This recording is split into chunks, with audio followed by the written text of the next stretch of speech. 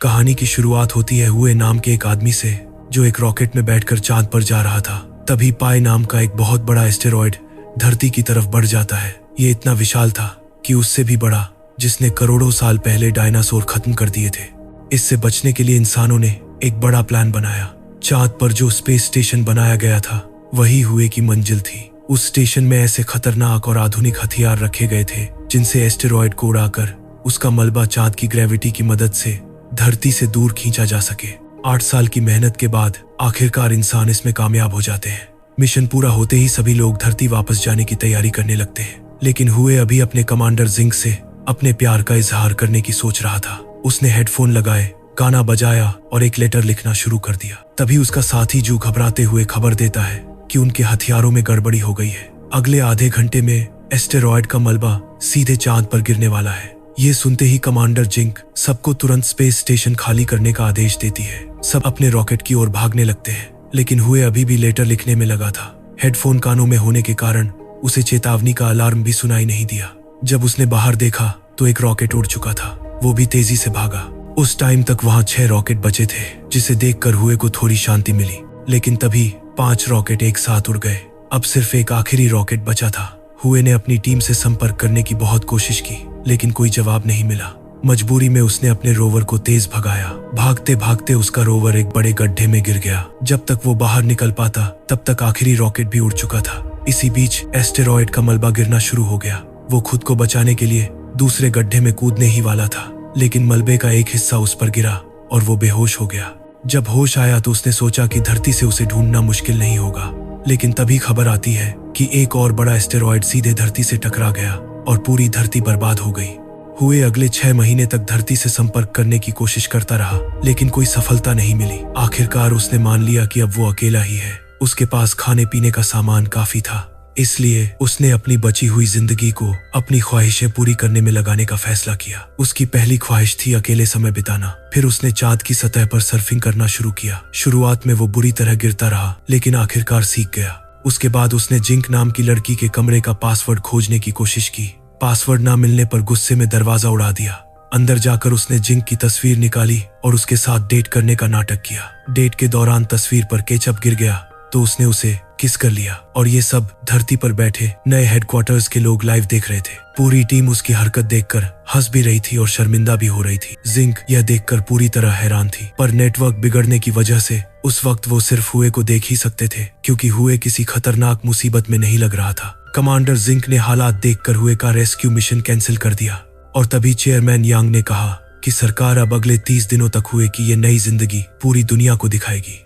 असल में एस्टेरॉयड की वजह से धरती का 30% हिस्सा पानी में डूब चुका था और लोग बुरी तरह डर गए थे। सरकार चाहती थी कि हुए को दिखाकर लोगों में उम्मीद जगाई जाए, लेकिन एस्ट्रोनॉट हुए को इसके लायक नहीं मानते थे। तभी जिंक ने बताया कि वो लोग हुए की असली आवाज दबाकर अपनी मर्जी की बातें कहलवाएंगे। फिर रेडियो पर दुनिया को झूठी कहानी सुनाई गई कि हुए ने अपने साथियों की जान बचाने के लिए रॉकेट की सीट छोड़ी थी। उधर 196 दिन गुजर चुके थे। एक दिन हुए दवाई लेने के लिए वेयर हाउस गया। उसी समय हेडक्वार्टर्स में हुए की आवाज डब करने के लिए फ्लूटिस्ट नाम के एक वॉइस आर्टिस्ट को बुलाया गया था। वेयर हाउस में हुए को एक अनजानी चीज दिखी। दूर से उसे लगा कि कोई लड़की है। उसने बात करनी भी शुरू कर दी, लेकिन जैसे ही पास पहुंचा तो देखा कि वो तो एक हट्टा कट्टा कंगारू है। और मजेदार बात ये रही कि लाइव कैमरा सीधा कंगारू के चेहरे पर चला। हेडक्वार्टर्स में बैठे लोग घबरा गए, लेकिन वॉइस आर्टिस्ट ने तुरंत कंगारू की डबिंग शुरू कर दी, जैसे वो बोल रहा हो। जिंक ने फ्लूटिस्ट को रोकने की बहुत कोशिश की, लेकिन तब तक देर हो चुकी थी। कई लोग कंगारू वाले सीन को देख चुके थे। इस गलती की वजह से जिंक को चेयरमैन के सामने पेश होना पड़ा। चेयरमैन ने साफ बताया कि उनकी रिसर्च टीम ने कांग नाम का कंगारू पहले से ही बेस स्टेशन पर छोड़ा था। वहीं दूसरी ओर सबको ये भी पता चला कि फ्लूटिस्ट कोई असली वॉइस आर्टिस्ट नहीं, बल्कि सोशल मीडिया पर मजाकिया डबिंग करने वाला एक इन्फ्लुएंसर था। अपनी इस बड़ी गलती के बाद जिंक ने फैसला लिया कि अब वो डबिंग करने की बजाय पूरी बात को एक कहानी की तरह लोगों के सामने पेश करेंगे। इसी दौरान कांग को अपने पास लाने के लिए एक फीमेल कंगारू का रूप लिया गया, लेकिन जैसे ही कांग को असलियत का पता चला उसने हुए को पीटना शुरू कर दिया। फ्लूटिस्ट जोर जोर से हंसने लगा। इसके बाद जिंक ने सारी जिम्मेदारी अपने सिर ले ली। तभी उन्हें खबर मिली कि स्पेसशिप में कांग और हुए के बीच एक फाइटिंग मैच होने वाला है। सब लोग स्क्रीन पर ध्यान से देखने लगे। कांग ने अपनी ताकत दिखाते हुए के पेट पर इतनी जोर से मारा कि वो बेहोश हो गया। हुए की ये हालत देखकर जिंक ने उससे बात करने की कोशिश की। जब उसे होश आया और कम्युनिकेशन चैनल पर कुछ लाइंस दिखाई दी तो हुए खुशी के मारे रोने लगा। भले ही वो धरती से किसी को सुन नहीं पा रहा था, लेकिन उसे ये यकीन हो गया कि धरती पर लोग अभी जिंदा है। थोड़ी बातचीत और समझौते के बाद हुए और कांग अपने रोवर में बैठकर टूटे हुए अपोलो 18 के पास जाने का फैसला करते हैं। वहां एक पुराना रॉकेट मौजूद था जिसे ठीक करके वे लूनर स्टेशन तक पहुंच सकते थे और वहीं से धरती वापस लौटने का रास्ता खुलता था। लूनार डॉग को ढूंढने में वक्त लगाया गया जो हुए की मदद कर सकता था। हुए ने अब पूरा ध्यान स्पेसक्राफ्ट को ठीक करने पर लगा दिया। उसे इस तरह काम करते देख सब लोग हैरान रह गए। जब जिंक ने उसकी फाइल चेक की तो पता चला कि असल में वो एक फ्लाइट डायनेमिक्स इंजीनियर था, लेकिन फिलहाल मेंटेनेंस डिपार्टमेंट में काम कर रहा था। 282 वें हुए ने बताया कि टूटे हुए इंजन की वजह से उनकी एक लिमिट तय है, इस कारण कांग को वहीं छोड़ना पड़ेगा। लेकिन कांग जिद करके उसे वापस बेस पर खींच लाया। तब हुए को याद आया कि वहां रखे एक हथियार को प्रोटोटाइप इंजन की तरह इस्तेमाल किया जा सकता है। यह बेहद खतरनाक था, फिर भी कांग उसका साथ देने को तैयार हो गया। एस्ट्रोनॉट जू ने टीम को बताया कि ये काम मुमकिन तो है, लेकिन मुश्किल ये है कि प्रोटोटाइप इंजन सिर्फ सोलर पावर से चलता है। चांद का एक दिन धरती के 14 दिनों के बराबर होता है और अगर हुए लगातार ड्राइव भी करता रहे तो भी सूरज ढलने से पहले वहां नहीं पहुंच पाएगा। सबको लगा कि ये नामुमकिन है, लेकिन सूरज ढलते ही हुए ने गाड़ी उल्टी दिशा में दौड़ाना शुरू कर दिया। दरअसल वो लगातार सूरज का पीछा करने वाला था ताकि उसके पास पूरे 41 दिनों का समय मिल जाए। 28वें दिन तक वो और कांग पूरी तरह थक चुके थे, इसलिए उन्होंने खुद को रस्सी से एक दूसरे से बांध लिया और लगातार चलते रहे। कई दिनों की ड्राइविंग के बाद वो आखिरकार इंजन तक पहुंच गए। वहां पहुंचते ही कांग ने एक बटन दबाना शुरू कर दिया। सबको लगा कि उसने सब गड़बड़ कर दी, लेकिन वो बटन सिर्फ इंजन चेक करने वाला निकला। उसकी इन हरकतों से परेशान होकर हुए ने उसे कार्ड के अंदर ही लॉक कर दिया। फिर दोनों बेस की ओर निकल पड़े, पर रास्ते में कांग का कार्ड इंजन से अलग हो गया। जब तक हुए को ये एहसास हुआ काफी देर हो चुकी थी। अगर वो कांग को लेने वापस जाता तो सूरज की रोशनी हाथ से निकल सकती थी। हुए ने दिल पर पत्थर रखकर आगे बढ़ने का फैसला किया। सब लोग उसकी इस हरकत पर हैरान रह गए, लेकिन कुछ ही मिनट बाद वो तेजी से वापस लौटा और कांग को उठा लिया। अब कैलकुलेशन के बाद सबका मानना था कि वो समय रहते बेस तक नहीं पहुंच पाएंगे। लूनर डॉग की बैटरी का इस्तेमाल करने का प्लान बनाया गया ताकि उसकी मदद से हुए और कांग बेस तक पहुंच सके। काफी दिनों तक बिना सोए ड्राइव करने के कारण दोनों बुरी तरह थक चुके थे। तभी सूरज ढल गया और उनके पास सिर्फ 5 घंटे की बैटरी बची। अचानक लूनर डॉग एक्टिवेट हो गया, लेकिन पावर सेविंग मोड में होने के कारण वो दोनों को ढूंढ नहीं पा रहा था। बेस से 55 किलोमीटर दूर बैटरी खत्म हो गई और उनका केबिन जमने लगा। मजबूरन हुए और कांग को बाहर आना पड़ा। उधर एस्ट्रोनॉट जू ने लूनर डॉग का कंट्रोल अपने हाथ में लेकर उसे हुए तक भेजने की कोशिश की, लेकिन रास्ते में बैटरी खत्म होने से वो एक गहरे गड्ढे में गिर गया।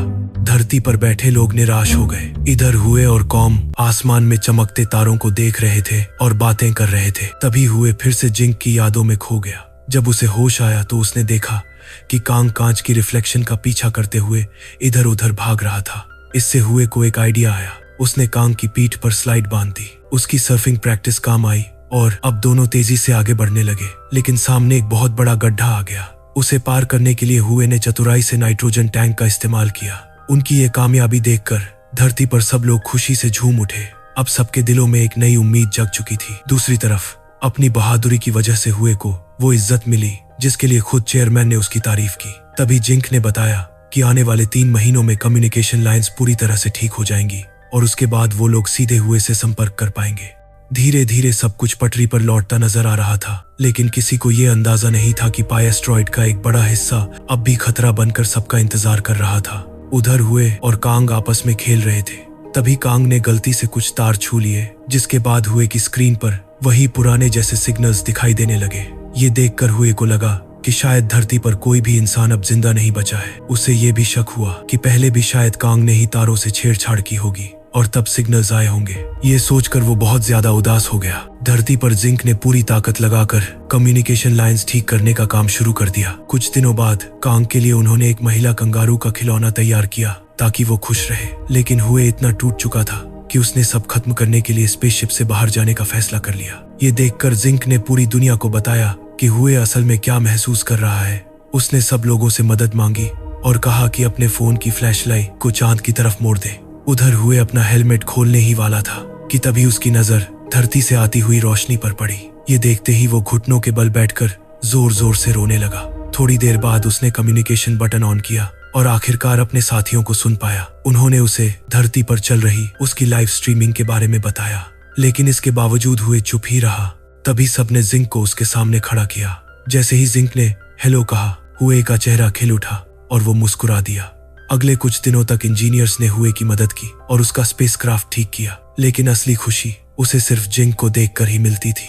अगले कुछ दिनों के बाद आखिरकार जब स्पेसक्राफ्ट पूरी तरह तैयार हो गया तो एक रात हुए को जिंक से अकेले बात करने का मौका मिला। उस दौरान जिंक ने उसे बताया कि उसने मेंटेनेंस डिपार्टमेंट सिर्फ और सिर्फ उसी की वजह से ज्वाइन किया था। असल में हुए पहले इस डिपार्टमेंट में काम करने के लिए तैयार नहीं था, लेकिन एक दिन उसकी नजर जिंक पर पड़ी और उसी पल उसे उससे प्यार हो गया। तब उसने सोच लिया कि चाहे छोटा काम ही क्यों न करना पड़े, बस जिंक के साथ रहना है। ये सुनकर जिंक ने भी माना कि रॉकेट में बैठते वक्त उसने हुए को जिंक की तरफ भागते हुए देखा था। अफसोस ये था कि उस वक्त वो उसका इंतजार नहीं कर सकती थी। उनकी इन बातों की वजह से किसी का ध्यान धरती की तरफ बढ़ रहे एस्टेरॉयड पर नहीं गया। अगले ही दिन पूरी टीम की मदद से उन्होंने आखिरकार स्पेसक्राफ्ट को सही सलामत लॉन्च कर दिया। सब लोग बेहद खुश थे क्योंकि हुए और कांग चांद पर पूरे 923 दिन बिताने के बाद आखिरकार स्पेस स्टेशन में पहुंच गए थे। लेकिन तभी जू ने एक अर्जेंट मीटिंग बुलाई और सबको बताया कि पाई एस्टेरॉयड का बड़ा हिस्सा अभी भी उनकी तरफ बढ़ रहा है। चेयरमैन का मानना था कि सिर्फ एक ही शख्स इस खतरे से उन्हें बचा सकता है, क्योंकि उसके जहाज का इंजन अपने आप में एक हथियार था और वो शख्स कोई और नहीं बल्कि हुए ही था। ये सुनते ही जिंक ने कंट्रोल रूम में जाकर लाइव स्ट्रीमिंग बंद करवा दी, जिससे सब हैरान रह गए। लेकिन इससे पहले कि वो हुए से इस बारे में बात करती, हुए खुद ही सब समझ गया था। असल में उसने हेडफोन्स के जरिए उनकी सारी बातें सुन ली थी। अब वो जानता था कि मिसाइल्स में इंजन नहीं है और उसे खुद उन मिसाइल्स को एस्टेरॉयड से टकराना पड़ेगा। साथ ही एक्टिवेशन से पहले उसे अपने स्पेसक्राफ्ट में भी वापस आना होगा। ये मिशन इतना खतरनाक था कि उसके जिंदा बचने की संभावना बहुत ही कम थी। फिर भी हुए इस काम के लिए तैयार हो गया। उसने जिंक से कहा, अगर मैं मर गया तो अपने लिए किसी और को ढूंढ लेना, मैं नहीं चाहता कि तुम अकेले और उदास जिंदगी बिताओ। जैसे ही हुए ने हामी भरी, धरती पर सब लोगों को अंडरग्राउंड बंकरों में जाने का आदेश दे दिया गया। इसके बाद हुए ने सबसे पहले कांग को उसकी सीट से बांध दिया ताकि वो सही सलामत धरती पर पहुंच सके। लेकिन कांग अपने दोस्त के साथ ही रुकना चाहता था। दोनों अलग हुए और हुए का सामना कई पत्थरों से हुआ। उनमें से एक बड़े पत्थर से टकराने के बाद स्पेसक्राफ्ट गोल गोल घूमने लगा। इसे रोकने के लिए हुए ने अपने कंपार्टमेंट को क्राफ्ट से अलग कर दिया, जिसके बाद मिसाइलें तो बिल्कुल ठीक थी, लेकिन उनका इंजन अब जहाज से अलग हो चुका था। तभी पाई एस्टेरॉयड का हिस्सा हुए के बहुत करीब से गुजरने वाला था। जिंक किसी भी हालत में हुए को खोना नहीं चाहती थी, लेकिन ये सुनते ही हुए ने कहा कि अभी उसे सिर्फ और सिर्फ धरती को बचाने के बारे में सोचना चाहिए। साथ ही उसने अपना जहाज एस्टेरॉयड की तरफ मोड़ दिया और सबको लाइव स्ट्रीम चालू करने को कहा। इसके बाद उसने मिसाइल्स को जहाज से अलग किया और सभी साथियों का शुक्रिया अदा किया। उसने कहा कि वो हमेशा सोचता था कि या तो आगे बढ़ने वाले लोग मरते हैं या फिर बहुत पीछे छूटने वाले। बीच में रहना ही सबसे सुरक्षित होता है। लेकिन आज वो खुद धरती और एस्टेरॉयड के बीच खड़ा था। फिर वो जिंक का पसंदीदा गाना गाने लगा और पूरी रफ्तार से एस्टेरॉयड की तरफ बढ़ने लगा। ये देखकर धरती पर मौजूद सभी लोग रोने लगे। एस्टेरॉयड के करीब पहुंचने ही वाला था कि जिंक ने मिसाइल का बटन दबाने की कोशिश की, लेकिन वो हिम्मत नहीं जुटा पाई। उस वक्त उसके दिमाग में सिर्फ हुए के साथ बिताए हुए पल ही घूम रहे थे। लेकिन तभी हुए ने उसे उसकी जिम्मेदारी याद दिलाई और बटन दबाने को कहा। जिंक ने कांपते हुए बटन दबाया और कुछ ही सेकंड बाद एक जबरदस्त धमाका हुआ। पूरा एस्टेरॉयड छोटे छोटे टुकड़ों में बिखर गया। वो छोटे छोटे टुकड़े जब धरती से टकरा रहे थे तो आसमान में टूटते तारों की तरह लग रहे थे। ये नजारा लाखों लोग अपनी आंखों से देख रहे थे, जिनमें कांग भी शामिल था। भीड़ में खड़ा एक छोटा लड़का अपनी बहन से बोला, आज हम अपने घर सिर्फ मून मैन की वजह से जा पाएंगे। अगले 10 सालों में सबकी मेहनत से धरती फिर से पहले जैसी हो गई। और उसी वक्त स्पेस प्रोग्राम की नई चेयरमैन लासी ने ऐलान किया कि इंसान एक बार फिर चांद पर जाने वाले हैं। उधर जिंक भी चांद पर जाने के लिए तैयार थी। जैसे ही वो वहां पहुंची, उसकी आंखों के सामने हुए के साथ बिताए पल घूमने लगे। उन्हें याद करके उसकी आंखों से खुशी के आंसू बह निकले। फिर अपनी एक साथी के साथ चांद से धरती को देखते हुए उसने कहा, 10 साल पहले फटे उस एस्टेरॉयड का मलबा आज धरती के चारों तरफ एक खूबसूरत रिंग बनाकर घूम रहा है। ये रिंग हमें हमेशा मून मैन की याद दिलाती रहेगी। अगर आपको मौका मिले तो क्या आप कभी पृथ्वी से बाहर जाना चाहेंगे? कमेंट्स में जरूर बताइए। जल्दी मिलते हैं अगली वीडियो में।